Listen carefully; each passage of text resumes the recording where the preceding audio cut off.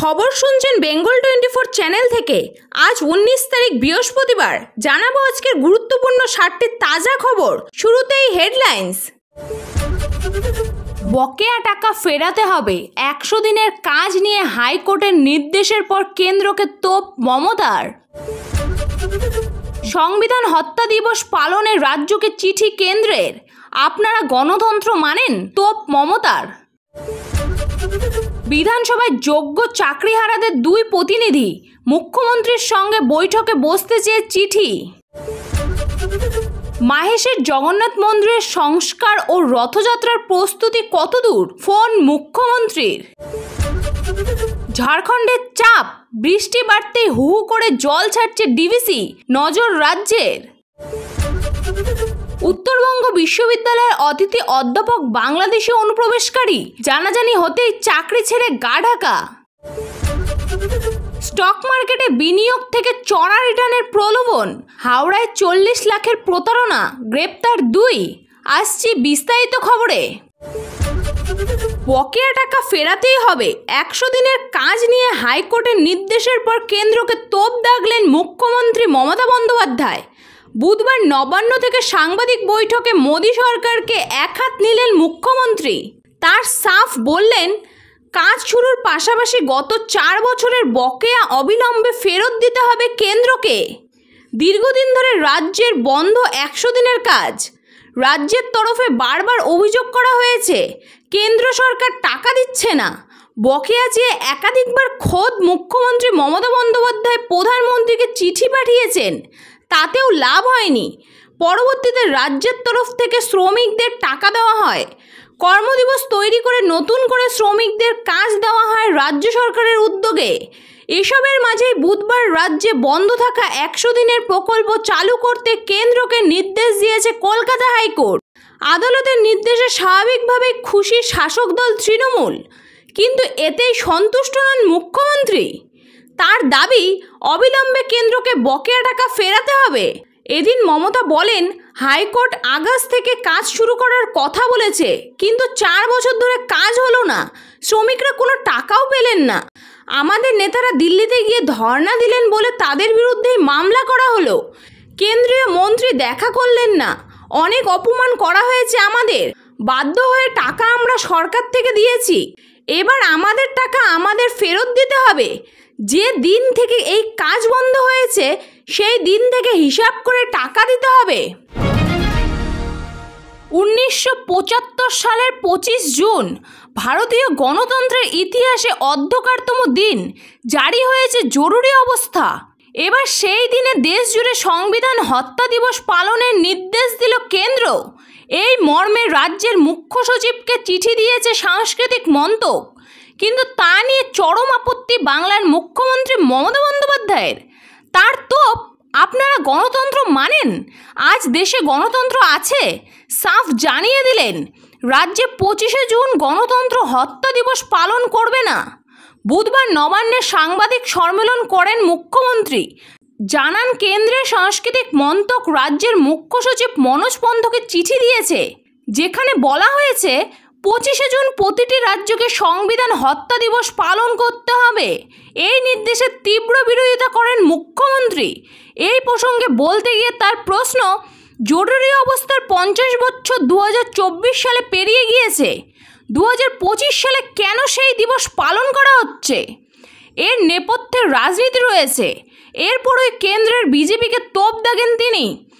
মমতার কথায়, দেশে তো প্রতিদিন গণতন্ত্র হত্যা করা হচ্ছে, প্রতিদিনই এই দিবস পালন করা উচিত।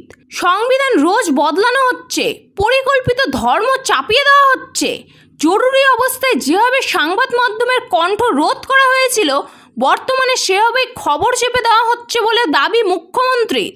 মোদী জমানায় দিনের পর দিন সংবিধান হত্যা করা হচ্ছে বলে অভিযোগ করেন মুখ্যমন্ত্রী। এই বিষয়ে বলতে গিয়ে তুলে আনেন নোটবন্দির কথাও। সেই দিনটিকেও ব্ল্যাক মানি ডে বলে ঘোষণার দাবি তুলেছেন মমতা। একই সঙ্গে পহেলগাঁও হামলা, আহমেদাবাদের বিমান দুর্ঘটনার কথাও তুলে এনেছেন। জটিলতার মাঝে প্রকাশিত হয়েছে এসএসসির নিয়োগ বিজ্ঞপ্তি। প্রথম দিনেই 10,000-এর বেশি চাকরিহারারা আবেদন করেছেন, তবে একটা বড় অংশ এখনও পরীক্ষা না দেওয়ার দাবিতে অনড়। বুধবার বিধানসভায় গেলেন সেই যোগ্য চাকরিহারাদের দুই প্রতিনিধি। মুখ্যমন্ত্রী মমতা বন্দ্যোপাধ্যায়ের সঙ্গে বৈঠকে বসতে চেয়ে বিধানসভার স্পিকার বিমান বন্দ্যোপাধ্যায় ও চিফ হুইপ নির্মল ঘোষকে চিঠি দেন চাকরিহারারা। যদিও বিষয়টা বিচারাধীন হওয়ায় এ বিষয়ে কোনো মন্তব্য করেননি কেউ। নিয়োগ দুর্নীতিতে অভিযোগ 2016 সালের গোটা প্যানেল বাতিল করে দেয় সুপ্রিম কোর্ট। শীর্ষ আদালতের এক কলমে আছড়ে চাকরি হারান প্রায় 26,000 শিক্ষক অশিক্ষক কর্মী। হাজারো টানাপোড়েনের পর সিদ্ধান্ত হয় আগামী 31শে ডিসেম্বর পর্যন্ত শিক্ষকরা স্কুলে যেতে পারবেন, বেতনও পাবেন। তবে অশিক্ষক কর্মীরা আপাতত চাকরিহারা। আবারও নতুন করে পরীক্ষায় ব্যবস্থা করতে হবে এসএসসিকে। তবে আর পরীক্ষা দিতে নারাজ যোগ্য চাকরিহারারা। বিকাশ ভবনের টানা অবস্থান চলছে, যদিও মুখ্যমন্ত্রী মমতা বন্দ্যোপাধ্যায় স্পষ্ট করে জানিয়েছেন যে সুপ্রিম নির্দেশ মেনে পরীক্ষায় বসতেই হবে। সেই মতো ইতিমধ্যেই নিয়োগের বিজ্ঞপ্তিও প্রকাশিত হয়েছে। শিক্ষা দপ্তর থেকে পাওয়া তথ্য বলছে, প্রথম দিনেই 10,000-এর বেশি চাকরিহারা আবেদন করেছেন, কিন্তু বহু চাকরিহারারা এখনও পরীক্ষা না দেওয়ার দাবিতেই অনড়। দীর্ঘদিন পর পরীক্ষায় বসে আদৌ সফলতা পাওয়া সম্ভব তা নিয়ে সংশয় প্রকাশ করেছেন যোগ্য চাকরিহারাদের একাংশ। রথযাত্রার প্রস্তুতি তুঙ্গে শ্রীরামপুরের মাহেশে। স্নানযাত্রার পর থেকে ভক্তদের দর্শন দেন না প্রভু জগন্নাথ দেব। মন্দির আপাতত বন্ধ। প্রতি বছর মাহেশের রথযাত্রা নজর কাড়ে। এবার প্রস্তুতি কেমন? জগন্নাথ দেবের মন্দিরের উন্নয়নের বিষয়ে ফোন করে খোঁজ নিলেন রাজ্যের মুখ্যমন্ত্রী মমতা বন্দ্যোপাধ্যায়। মন্দিরের সম্পাদক পিয়াল কৃষ্ণ অধিকারীর সঙ্গে মুখ্যমন্ত্রীর সঙ্গে ফোনে কথা হয়েছে বলে খবর। স্বয়ং মুখ্যমন্ত্রী ফোন করে খোঁজখবর নিচ্ছেন, সেই জন্য আলপিত পিয়াল কৃষ্ণ অধিকারী। হুগলির শ্রীরামপুরে মাহেশের রথযাত্রা বরাবরই প্রসিদ্ধ। লক্ষ লক্ষ ভক্তের সমাগম হয়। জগন্নাথ মন্দিরকে কেন্দ্র করে পর্যটন মানচিত্রে জায়গা করে নিয়েছে মাহেশ। গত সপ্তাহে জগন্নাথ দেবের স্নানযাত্রায় হাজার হাজার ভক্ত সমাগম হয়েছিল। আগামী 27 তারিখ রথযাত্রা, সেজন্য জোর তোড়জোড় চলছে মন্দিরে। রথ সাজানোর কাজও চলছে জোর কদমে। এক সময় মাহেশের জগন্নাথ দেবের মন্দির সংস্কার হয় রাজ্য সরকারের উদ্যোগে। জগন্নাথ মন্দিরকে কেন্দ্র করে পর্যটন মানচিত্রে জায়গা করে নিয়েছে মাহেশ।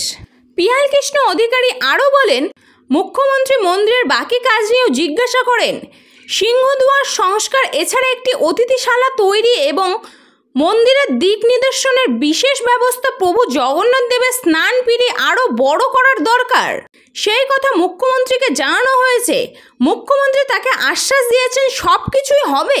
প্রকল্প আকারে বিষয়গুলি জমা দিতে বলা হয়েছে। সেসব বিষয় নিয়ে মুখ্যমন্ত্রীর কাছে যাবেন বলে জানিয়েছেন পিয়াল কৃষ্ণ। বিদ্যুৎ খরচ বাঁচাতে সৌরশক্তির ব্যবস্থার জন্য ইতিমধ্যেই হুগলি জেলা প্রশাসনের কাছে আবেদন জানানো হয়েছে, সে কথাও এদিন জানানো হয়েছে।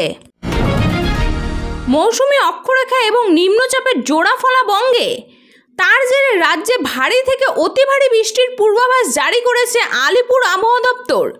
গত দুদিন ধরে দামোদর উপত্যকায় বিক্ষিপ্তভাবে মাঝারি থেকে ভারী বৃষ্টি চলছে। তার জেরে জল ছাড়তে শুরু করলো দামোদর ভ্যালি কর্পোরেশন। মাইথন ও পাঞ্চেত জলাধার থেকে মোট 35,000 কিউসেক জল ছাড়া শুরু হলো বলে খবর। জল ছাড়ার খবরে দুশ্চিন্তা বেড়েছে নিম্ন দামোদর উপত্যকার বাসিন্দাদের। আগামী দিনে আরও বৃষ্টি হলে কত পরিমাণ জল ছাড়া হবে সেই প্রশ্নও উঠেছে। ডিভিসির ছাড়া জলে নিম্ন দামোদরের উপত্যকায় বন্যা দেখা যায় বলে অভিযোগ।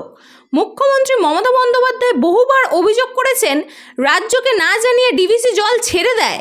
পূর্ব বর্ধমান, হাওড়া, হুগলির বিস্তীর্ণ অঞ্চল প্লাবিত হয়। ঘাটালেও বন্যা হয়। গতবার সেই ভয়াল ছবি দেখা গিয়েছে। বিস্তীর্ণ এলাকায় চাষের জমি, পুকুর, বাড়ি জলের তলায় চলে যায়। সব কিছু হারিয়ে বন্যা দুর্গতদের দিনের পর দিন ত্রাণ শিবিরে থাকতে হয় বলে অভিযোগ। প্রচুর টাকার ক্ষয়ক্ষতি হয়। কেন্দ্রীয় সরকার কেন পলি তুলে জলাধার সংস্কার করছে না সেই প্রশ্নও মুখ্যমন্ত্রী একাধিকবার তুলেছেন। রাজ্যকে না জানিয়ে জল ছাড়ার অভিযোগ ডিভিসি প্রথম দিকে মানতে চায়নি, যদিও পরে ডিভিসি জানায় এরপর থেকে রাজ্যকে জানিয়েই জল ছাড়া হবে। অবৈধভাবে সীমান্ত পেরিয়ে রাজ্যে আসার অভিযোগ। শুধু তাই নয়, তিনি আবার উত্তরবঙ্গ বিশ্ববিদ্যালয়ের মাস কমিউনিকেশন বিভাগের অতিথি অধ্যাপক। ঘটনা জানাজানি হতেই চাঞ্চল্য ছড়িয়েছে। ওই যুবকের আধার কার্ড, ভোটার কার্ড সহ অন্যান্য তথ্য কিভাবে তৈরি হলো সেই প্রশ্নও উঠেছে। ঘটনা জানাজানি হতেই অভিযুক্ত শান্ত ভৌমিক গা ঢাকা দিয়েছেন। কিভাবে ওই যুবক নথিপত্র তৈরি করালেন? কেন্দ্রীয় সরকারের ভূমিকা নিয়ে প্রশ্ন তুললেন শিলিগুড়ির মেয়র গৌতম দেব। উত্তরবঙ্গ বিশ্ববিদ্যালয়ের মাস কমিউনিকেশন বিভাগের অতিথি অধ্যাপক হিসেবে ক্লাস করাচ্ছিলেন শান্ত ভৌমিক।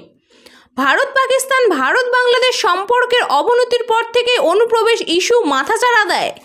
রাজ্যের বিভিন্ন জায়গা থেকে পাকড়াও হচ্ছেন ভৌমিক ও অনুপ্রবেশকারী। তারপরে হইচই পড়ে যায়। অভিযোগ, তিনি ভোটার আধার কার্ড তৈরি করে ফেলেছিলেন। শিলিগুড়ি পুরসভার 33 নম্বর ওয়ার্ডে একটি ফ্ল্যাট কিনেছেন বলেও শোনা যায়। বিষয়টি জানাজানির পর ওই যুবক আর বিদ্যালয়ে যাচ্ছেন না। শান্ত ভৌমিক বিশ্ববিদ্যালয়ের যুগ্ম রেজিস্ট্রার স্বপন কুমারের রক্ষিতে ইমেল মারফত চাকরি ছেড়ে দেওয়ার কথা জানিয়েছেন। শিলিগুড়ির মেয়র গৌতম দেব বলেন, 33 নম্বর ওয়ার্ডের ভোটার তালিকায় শান্তর নাম নেই। ওই ওয়ার্ডের একটি ডেভেলপারের সঙ্গে তিনি যোগাযোগ করেছিলেন ফ্ল্যাট কিনবেন বলে, যদিও পরে রেজিস্ট্রি হয়নি। ভোটার আধার কার্ড এই সমস্ত কিছু কেন্দ্রীয় সরকারের আওতাধীন, সেই কথাও তিনি জানিয়েছেন। স্টক মার্কেটে বিনিয়োগ করে চড়া রিটার্নের প্রলোভন, সেই ফলে পা দিয়ে 40 লক্ষ টাকা খোয়া গেল। প্রতারণার অভিযোগে 2 জনকে গ্রেপ্তার করেছে পুলিশ। ঘটনাটি ঘটেছে হাওড়ায়। বুধবার পর্যন্ত ধৃতদের থেকে 20 লক্ষ টাকা উদ্ধার করেছে পুলিশ। এই ঘটনার পিছনে কোনো চক্র কাজ করছে কিনা অনুমান পুলিশের। আরও কেউ যুক্ত আছে কিনা খতিয়ে দেখছেন তদন্তকারীরা। পুলিশ সূত্রে জানা গিয়েছে, আর্থিক প্রতারণার অভিযোগে দক্ষিণ 24 পরগনার বাসিন্দা সমীর সর্দার ও কলকাতার নারকেলডাঙ্গার বাসিন্দা সাজিদ আলীকে গ্রেপ্তার করে পুলিশ। গত 26শে মে শিবপুরের চ্যাটার্জি হাটের বাসিন্দা এক ব্যক্তি চ্যাটার্জি হাট থানা ও হাওড়া সিটি পুলিশের সাইবার ক্রাইমে গিয়ে একটি অভিযোগ দায়ের করেন। সেই অভিযোগ প্রতারিত ব্যক্তি জানান, তাকে স্টক মার্কেটে বিনিয়োগ থেকে লাভের প্রলোভন দেখিয়ে দফায় দফায় 40 লক্ষ টাকা হাতিয়ে নেওয়া হয়। কিছুদিন পরে তিনি বুঝতে পেরে অভিযোগ জানান। তারপরে তদন্ত নামে হাওড়া সিটি পুলিশ। তারা 2 জনকে গ্রেপ্তার করে। এমনকি উত্তর 24 পরগনার বেলঘড়িয়ার একটি হোটেলে তারা দেখাও করে। সেখানে প্রতারিত ব্যক্তিকে বুঝিয়ে দেওয়া হয় কিভাবে টাকা দিতে হবে। সেই মোতাবেক দফায় দফায় মোট 40 লক্ষ টাকা দেন তিনি। তারপর তিনি বুঝতে পারেন তিনি জালিয়াতির শিকার হয়েছেন। অভিযোগ পেতেই তদন্তে নামে পুলিশ। ঘটনায় একটি চক্র কাজ করছে বলে মত তদন্তকারীদের। ধৃতদের জিজ্ঞাসাবাদ করে বিষয়টি খতিয়ে দেখছে পুলিশ।